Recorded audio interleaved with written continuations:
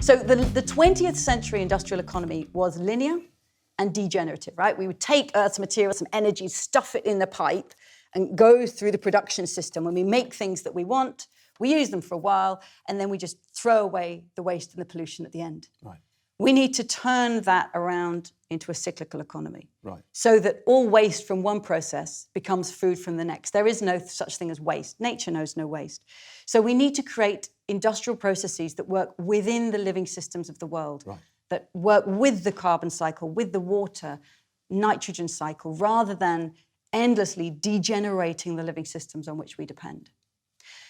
But that needs to be put together. So it needs to be put together with distributive design. Let me give an example, right? At the moment, some companies are saying, yes, we want to be circular by design. So let's say, you have a smartphone. Yes. At the moment, take the raw materials, you make a smartphone, we use it for a while, and then it gets thrown on some horrible e-waste. So the company says, let's close the loop, send us back your phone, and we'll make it into a new one. So there you are, there's a smartphone for you. So what's this? This is a mobile phone. This is a mobile phone company, and they're making... And they're making them here. All the old ones are coming back. Send them back to us, we'll collect them, we'll remake them into new phones. And then we'll sell them again. So there's nothing wrong with that, is there? Of itself, it's a good attempt to begin to create a circular economy. But then there's another mobile phone provider who says, oh, but we've got our phones over here, and you send those back to us, and we will turn those into new mobile. So we've got the beginning of the circular economy. Now, imagine every company, from tractors to laptops to phones to clothing, saying, send us back the materials and we'll make them. The average Western consumer owns over 10,000 products. We are not going to be sending 10,000 things back to 10,000.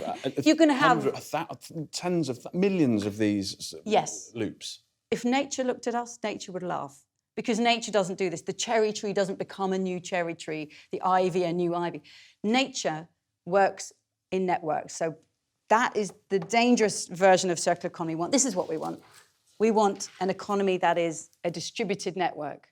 Right? So all processes are interlinked. The resources, the materials from one process can be used by another.